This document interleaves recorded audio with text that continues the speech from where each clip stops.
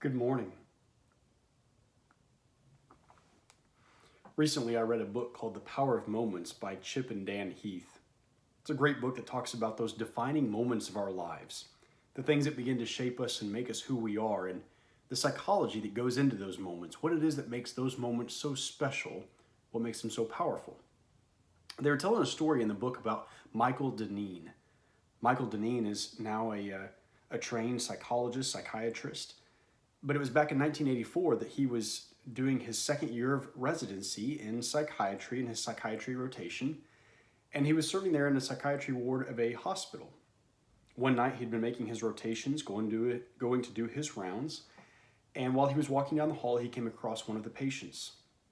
Now, most of the patients were required to stay in their rooms all the time, but this particular patient had earned some freedom to be able to kind of come and go and walk around a little bit more freely.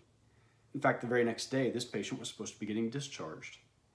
Well, this patient came up to Michael and he said, "If you have a moment, I'd like to talk with you about a couple of things."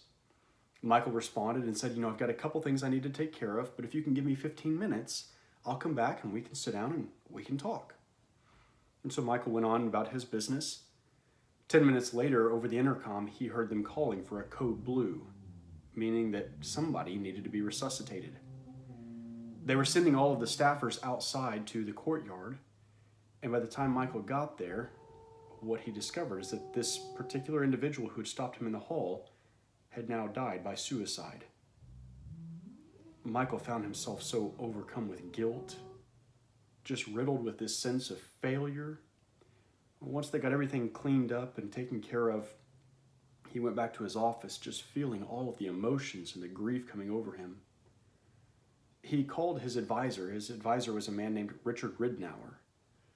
And Richard Ridnour talked to him on the phone, and Michael told him the story of what had happened. When he got off the phone, he started to go back to talk with all of the other staff there in the psych ward and trying to care for them and be there for them. In the meantime, Richard Ridnour came up to the hospital.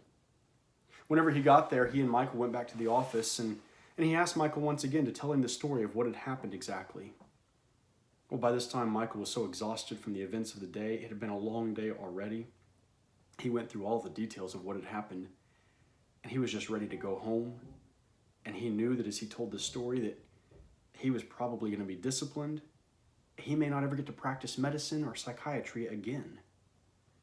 He told the story, and Richard said, "Come on, let's go." He took him down to the surgery unit, and there they changed into some clean scrubs. They put on fresh new white coats. And Richard said, "It's time for us to go back to work." As he talked about it later, Richard Ridnour said, "In that moment, I knew that he was already overcome with guilt.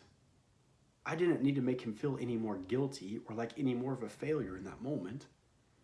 What he needed was somebody to walk with him through that moment, to tell him it's going to be okay." Richard Ridnour told Michael that night, "We may have lost this patient, but there's still more waiting in the wings, and maybe we can save them." That night was such a dark and difficult moment for Michael Deneen. And yet, because of the mentorship and the compassion and the grace that Richard Ridnour shown to him, it went from being one of the darkest, deepest pits of his life to being one of those pivotal moments that changed him and shaped him forever. Because somebody that he cared about took the time to show him grace and mercy and was there to walk with him through one of the darkest nights of his life until he could see the light again. That's the way it works with us in God's grace.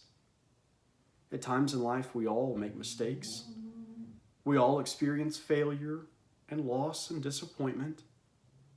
But it's in those moments that God comes to shower us with grace, to walk with us through those dark nights, so that as we go through those moments, we don't have to be riddled with guilt and failure because we've received the gift of God's grace.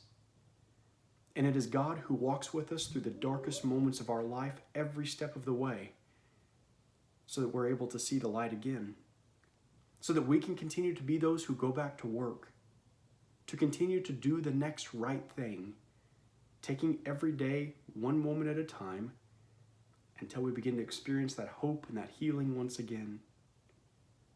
We've all been there. We will all be there again. But it is God's grace that comes to us in those moments to transform us, to shape us, and to give us the strength that we need. So let's go back to work.